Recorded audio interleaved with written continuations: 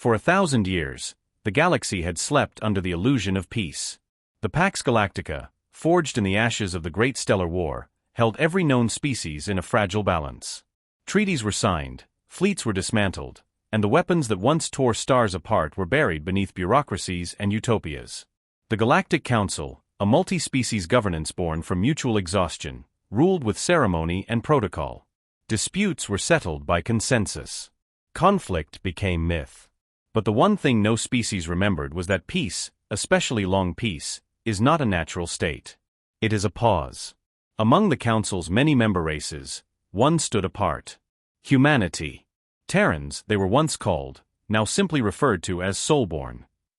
They didn't mingle. Didn't trade often. No colonies outside the soul expanse. No ambassadors attended the grand halls of the Council. For centuries, they remained politely detached, technologically advanced but culturally opaque. Galactic scholars chalked it up to human eccentricity.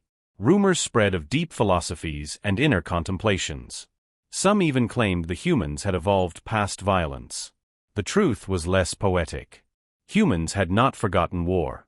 They remembered it in high definition. They remembered it in blood. They just chose silence. Not because they had grown gentle, but because they were waiting. Watching. They saw the Council's slow decay, its complacency. And they saw the rise of the Varnock. The Varnock were a species forged in gravity wells and acid seas, hulking multi-limbed creatures with an innate sense of conquest. They'd been patient, hiding behind diplomacy and trade until their war engines were ready. When they moved, it was fast. Swift strikes against outer systems. Old enemies fell without a fight. Council fleets disintegrated like paper in a furnace. The Varnock proclaimed the end of stagnation. A new galactic order would rise, one of dominance, of strength. And at the center of it, they claimed, would be a cleansed Earth. The Council, desperate, turned to old alliances. They reached out to Sol. Messages were sent. Pleas. Demands. Silence. Then the Varnock sent their own message, a declaration of war against the Soulborn. Not a warning. Not a negotiation. A declaration carved into the wreck of a diplomatic courier and sent drifting toward the asteroid belt. The galaxy leaned in, eager to see how the Terrans would react. Would they capitulate? Would they plead? Would they simply vanish? What came was laughter. Not from officials, not from media, but from humanity's civilian networks. Streams filled with memes, satirical videos, countdowns titled Round 2. No response from any government. No mobilization. No ships launched. Just laughter. The Varnock mistook it for fear. Or madness. They assumed humanity had grown too soft, too detached. They believed the Terrans were trying to mask their helplessness. So the fleet moved. Not a scouting party, a full invasion force. Dozens of capital ships, flanked by carriers and planetary disassembly units. The Varnock didn't want occupation. They wanted removal. As they approached the soul expanse, they found nothing. No resistance. No chatter. No fleet. Just silence. Mercury was automated. Venus held nothing but clouds and drones. Mars, once a thriving colony, was offline. Its cities were dark, hollow, lifeless. The moons, usually crawling with trade and cargo traffic, were dead. They pressed on toward Earth. Still no response. Their sensors began failing intermittently. Probes launched ahead returned garbled signals, distorted images, and fragments of audio that made no sense. One transmission showed a World War-era tank rolling across a desert. Another featured a mushroom cloud. A third played footage of a human child smiling, with the words "try again" on loop. They attempted to jam the interference, but the systems weren't jammed, they were hijacked. Every data port opened itself. Their ships were not being attacked. They were being studied. From within. The lead Varnock commander dismissed it all as psychological games. He demanded Earth respond to their ultimatum. The message was transmitted in every known frequency. The only reply was text. Plain, in galactic common, *, peace is over. You asked for noise. *. As Earth slowly rotated into view, the Varnock fleet initiated targeting scans. The planet appeared different.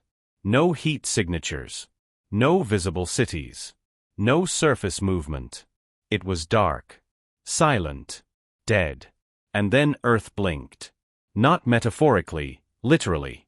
For a fraction of a second, every satellite and orbital platform disappeared. Their entire feed cut to black, then returned. Earth remained. But now, something had changed. An outline encased the planet. Lines of structure. Not metal. Not stone. Something else. It wasn't cloaked. It was dormant. Now, it wasn't. The Varnock hesitated. Their sensors couldn't make sense of the data. Mass had shifted. Energy readings climbed beyond scale. What they had mistaken for a primitive biosphere was not a planet. It was a construct. Earth wasn't hiding. Earth was waiting. The last signal intercepted from within the human network said this: Asterisk, if this is your idea of war, we accept. You're just 1,000 years late. Asterisk. The Varnock began reassigning power. But they had already stepped too far into the threshold. Behind them, Mars lit up, not as a rock, but as a relay station. What they'd landed on wasn't a colony. It was a decoy. A hollowed-out grave built for the purpose of one day holding something far worse than explosives. The Varnock never considered that humans, the so-called pacifists, would prepare a war plan spanning centuries. And yet, humanity had prepared. Not in haste. Not in panic. But with methodical, generational precision. They didn't broadcast their warnings. They didn't posture. They laughed. Because for 1,000 years, they had waited for someone foolish enough to test the silence. Now that silence was broken. And humanity was no longer sleeping. The Varnock Command Council reviewed the footage for the 5th time, frustration mounting beneath their armored hides. No resistance. No counterattack. No defense grid. The humans had offered nothing but silence and a single unnerving sentence. To the Varnock, this wasn't war, it was mockery. Commander Threx dismissed the psychological message as fear cloaked in theatrics. Weak races often postured when overwhelmed. But Intelligence Officer Vale saw something else. He saw intent. Humans weren't stalling, they were watching. The invasion fleet's approach continued, scanning Earth's perimeter, searching for orbital defenses, force fields, anything. There was nothing but silence. Scans passed over barren terrain, dead seas, empty cities. Everything was wrong. Earth wasn't active, but it wasn't abandoned either. Life signs existed, buried deep underground, shielded, unreadable. Vale noticed something subtle: artificial satellites that blinked out the moment they were scanned, then reappeared seconds later. Not destroyed, just moved. No known species could do that without leaving a trace. The Varnock landed on one of the identified megacities. The structures were pristine, untouched by decay. Power grids still ran, lights flickered in office buildings, climate systems functioned. But there wasn't a single human in sight.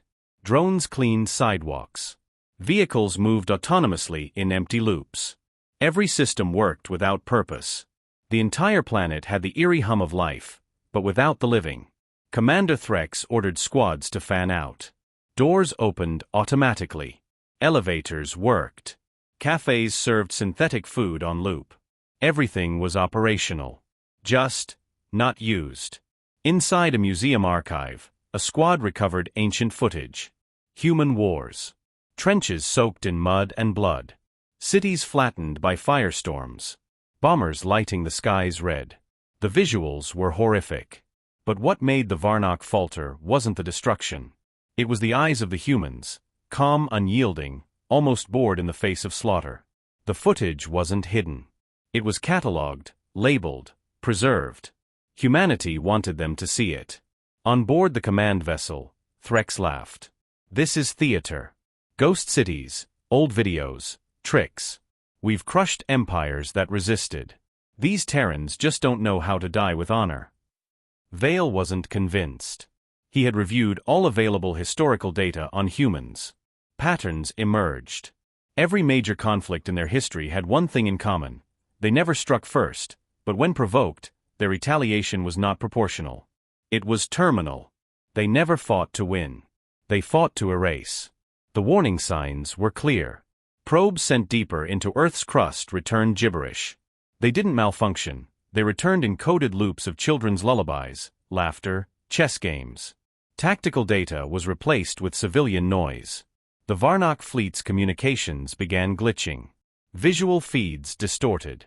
Crew members heard whispers in their native language despite no one speaking. Then dreams began. Soldiers reported nightmares of burning skies, icy trenches, poison winds. Some saw their own homes invaded by faceless Terrans. All of them described the same phrase burned into their vision upon waking.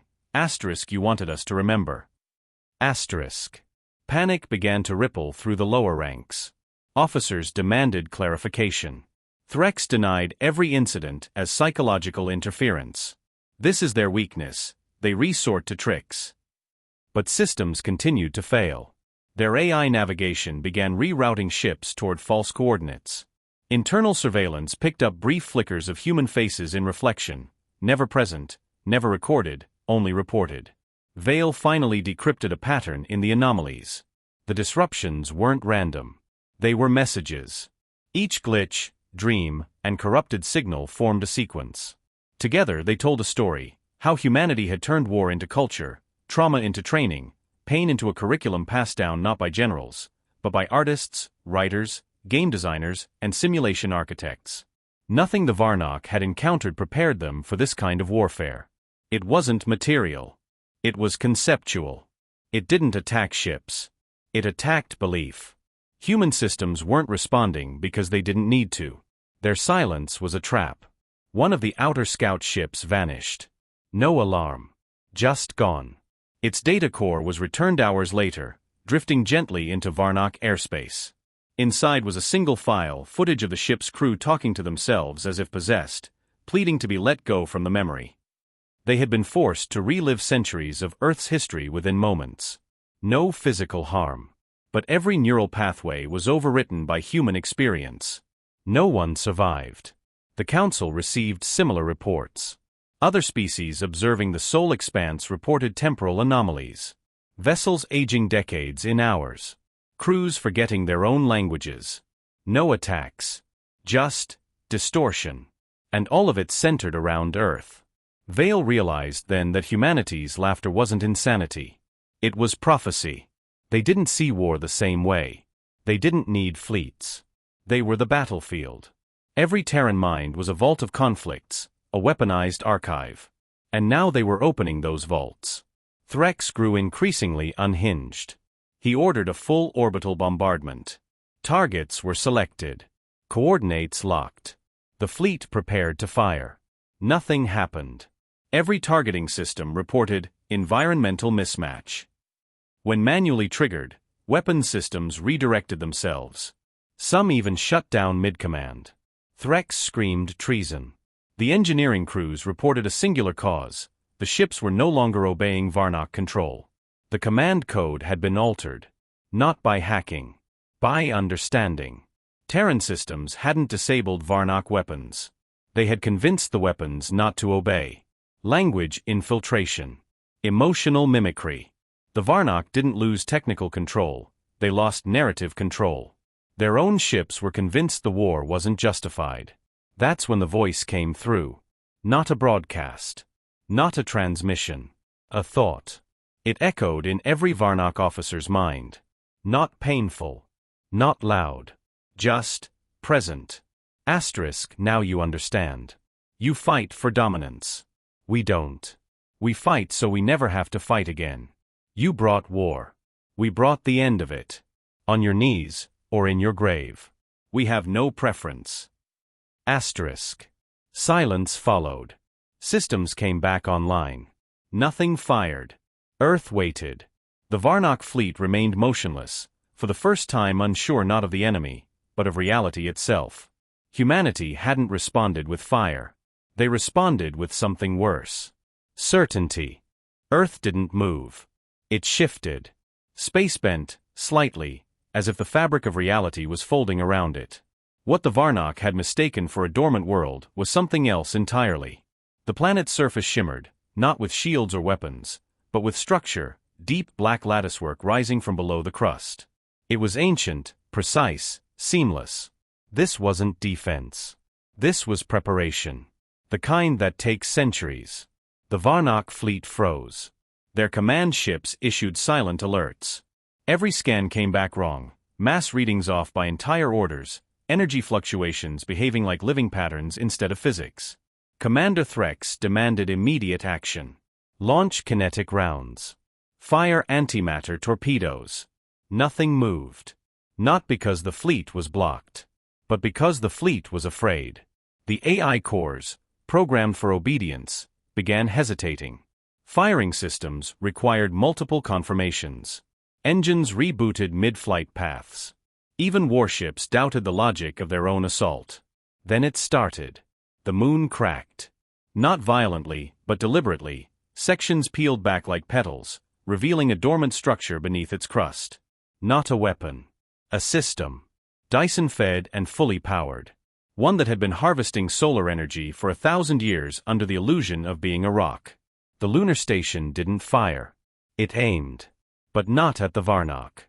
It marked coordinates outside the Sol system, deep space nodes. Seconds later, those same coordinates lit up across the Varnock's long-range network. Silent flashes. Whole outposts, gone. No sound. No warning. Just subtraction. On board Earth, human silence broke, slightly. A signal moved through the void, bouncing between relic satellites, ancient beacons thought to be dead. It wasn't a message of peace. It wasn't a threat. It was a single word, repeated in every known language, asterisk enough. Asterisk. The Varnock scrambled. They pulled fleets from the outer rim. Cold reinforcements. Rerouted carriers from occupied sectors. But every movement they made was mirrored. Preempted. Human stealth ships began appearing in systems far from Sol. Ships that didn't emit radiation. Ships that didn't show up on scans. They weren't invisible. They were unknowable. They slid between points like shadows across walls. No FTL signature. No gravitational disturbance. They weren't traveling. They were arriving. And they didn't destroy. They removed. Varnock war factories were found hollowed out. Crews missing. No damage. No breach. Just total, surgical absence. Communication nodes began transmitting footage of Varnock admirals screaming at nothing, shouting at ghosts that vanished before the eyes of their crew. But when the footage was reviewed, those ghosts were human. Always human. Always watching. The next phase wasn't physical. It was conceptual. Human countermeasures didn't just neutralize enemy weapons, they turned them. Varnock ships aimed at Earth suddenly targeted their own allies. No hacks. No corruption. Just suggestion.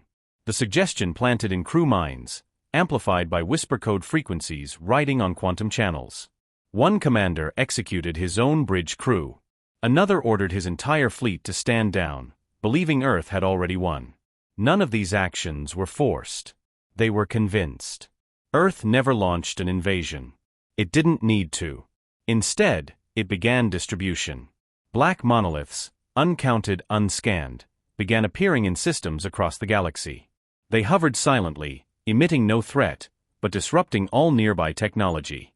The monoliths couldn't be moved. Couldn't be destroyed. Every attempt ended in system errors and hallucinations. Some ships tried to tow them. Those ships disappeared. Others tried to scan them. Those crews went mad.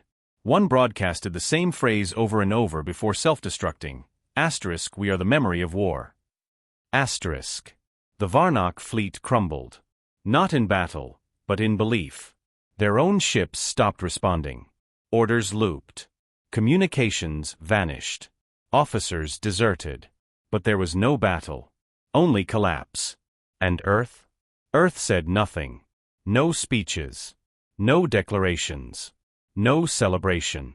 The humans simply continued the pattern. One monolith. One disappearance. One silence at a time. But for those who watched closely, the pattern was clear. Humanity wasn't attacking. It was purging. Systems previously contested between empires were cleared in days. No refugees. No damage. Just removal. When the Varnock sent scout vessels into the neutralized zones, they returned with strange reports. cities operating with no people, machines maintaining themselves, towers that pulsed in time with heartbeats the scanners couldn't locate. It wasn't territory. It was containment. Some theorized Earth was building a barrier, not of metal, but of reality. A firewall to section off chaos. A quarantine zone for aggression. One that didn't recognize species or allegiance. Only intent. The Council, desperate, sent envoys again. This time, Earth responded, but not with words. Instead, the envoys were shown a simulation. Not visual. Mental. They were made to feel it. Centuries of human conflict compressed into seconds. Fear. Fire. Betrayal. Hope twisted into desperation. Victory earned through extinction. The envoys begged for it to stop. Earth obliged. And sent them home. But the experience changed them. Council species began withdrawing from military alliances. Entire sectors went dark, not from attack, but out of fear that even observing Earth too closely might trigger the same response. And still, humanity advanced nothing. Claimed no worlds. Demanded no resources. Its fleets didn't occupy. Its weapons didn't linger. It simply answered the Varnak's declaration the only way it knew how, with overwhelming calculated certainty. A lesson, not a conquest. A response that said, we do not seek war. But if summoned, we do not repeat it. We conclude it. The galaxy had seen empires rise. Species wipe out entire systems. But it had never seen a civilization fight like humans. Not with hate. Not with conquest. But with memory. Because when humanity strikes, it doesn't just win. It makes sure you remember why peace was better. Humanity's silence had always been mistaken for absence. In truth, it was a presence too vast to measure, too patient to recognize. For 1,000 years, they let the galaxy forget what they once were. Not because they feared being remembered, but because they understood the danger of being known too soon. Every step taken during the so-called Age of Peace had been calculated, hidden beneath the slow rhythm of diplomacy and disengagement. While the galaxy disarmed, they buried their weapons not in vaults, but in culture. Earth's population wasn't idle. They didn't build monuments to peace. They built simulations so real they bled into instinct. Entire generations raised on games that taught not entertainment, but tactics. Fiction became camouflage for training. VR headsets were war fronts in disguise. Children learned logistics before they understood politics. Empathy was drilled alongside ambush techniques. Conflict was taught not to glorify war, but to ensure no human ever entered it unprepared. Every Terran mind was trained not to win a fight, but to end it completely. The Council had studied human diplomacy and misunderstood it as passivity. But humans didn't disengage, they monitored. Every treaty signed was dissected by predictive AI. Every alien species was catalogued by behavioral modeling systems layered so deep even the creators forgot where they ended. The Varnak weren't just a threat, they were a prediction fulfilled. Earth knew something like them would come. So it prepared for one war that would cover all wars. Not with more guns. With inevitability. The black structures deployed across space weren't mere weapons. They were algorithms in physical form. Each one designed to adapt to new threats, rewrite its purpose, and learn from enemy responses faster than any species could evolve. The Varnak learned this too late. Their tactics shifted. They adapted. They upgraded. Each time, the human response came faster. Sharper. More precise. It wasn't evolution. It was conclusion in motion. Inside Earth's deep archives, autonomous intelligences had been running simulations for centuries. These weren't simple war games. They were entire realities, testbeds for extinction-level scenarios, filtered through the chaotic lens of human unpredictability. Billions of virtual species. Trillions of hypothetical wars. All refined, condensed, and integrated into the current defense model. The result was terrifying in its elegance. Any war initiated against humanity became unwinnable the moment it began. Not because of superior firepower, but because humans didn't improvise under pressure, they had already lived it. The Varnak discovered one of these archives during a raid on an abandoned colony in the Kepler Arc. What they found wasn't military hardware, it was a museum. Holograms of ancient human warriors, Conflicts fought before they even reached space. But when activated, the exhibit changed. It adapted to the Varnock presence. It projected their entire military history back at them, distorted, mirrored through human eyes. They saw themselves from humanity's perspective, raw, impulsive, self-glorifying. Then the exhibit showed them how they would lose. Step by step. Day by day. It wasn't prophecy. It was probability, backed by terrifying precision. One of the Varnock captains destroyed the installation in a rage. He killed his own soldiers when they refused to continue forward. That sector was marked as cursed by their fleet. No ship would enter it again. But the message had already spread. Humanity didn't fight to win. They fought to break your will to try again. What unsettled the other races wasn't the power of Earth systems, but their restraint. Humanity hadn't retaliated with genocide. Every Varnock loss was surgical. Military only. Infrastructure untouched. Civilians spared. Not a single non-combatant harmed. And yet, morale collapsed faster than in any war the Council had recorded. Because it wasn't just destruction that broke the Varnock, it was being shown how unnecessary their aggression had been. Humanity didn't answer their war with hate. They answered it with disappointment. And that's what made them terrifying. The Varnock couldn't comprehend it. Most species fought for expansion, revenge, or pride. But humans didn't want territory. They didn't want tribute. They wanted clarity. To ensure no enemy ever thought the path to war would remain open. Their campaign wasn't conquest, it was education. Delivered through precision strikes, psychological disassembly, and strategic exposure. Enemies weren't destroyed. They were made irrelevant. Other species began to understand. Silent systems, once labeled Terran dead zones, were reclassified as restricted by mutual consent.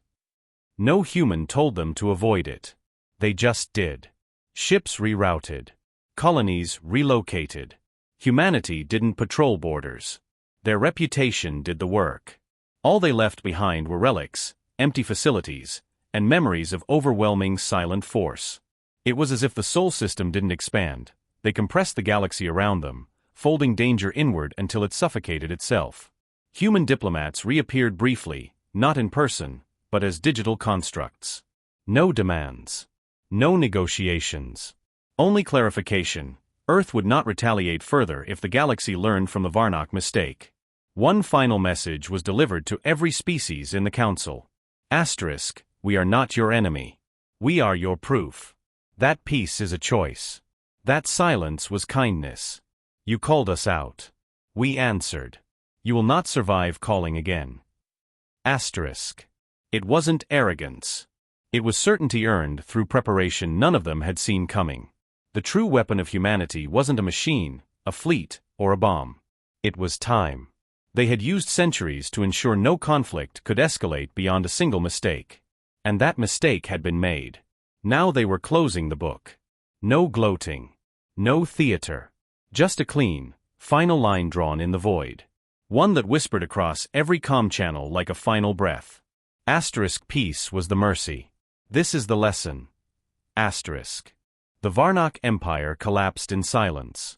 No final battle. No grand defeat. Just sudden stillness. Their war fleet, once the most feared in the galaxy, scattered like dust in a vacuum. What wasn't destroyed was abandoned. Crews refused to follow orders. Officers turned their weapons on themselves. The command structure imploded not from human fire, but from the realization that resistance was meaningless. Not because they couldn't win, but because they had never understood what they were up against. Humanity had given them a war, not to crush them, but to show them the futility of aggression.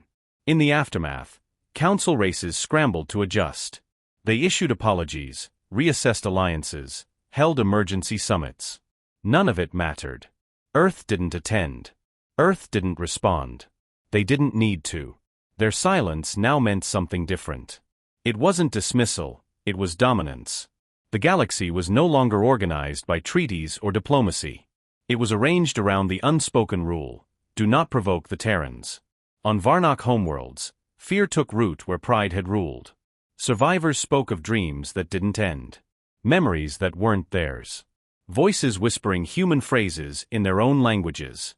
Some claimed the stars themselves had eyes. Others went catatonic, muttering words from human history they had no way of knowing. The war hadn't ended. It had embedded itself into their species. Their culture became one of caution. Statues of past leaders were toppled. Military academies were shut down. Everything became about avoiding another mistake. Humanity never struck again. They didn't invade. Didn't occupy. No demands. No reparations. They didn't care about revenge. They cared about closure.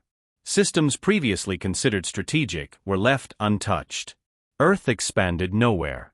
But in every sector where their presence had been felt, something lingered. The memory of the monoliths. The empty cities. The black signal towers humming quietly at the edge of detection. Not weapons. Not warnings. Just reminders. And the reminders were enough.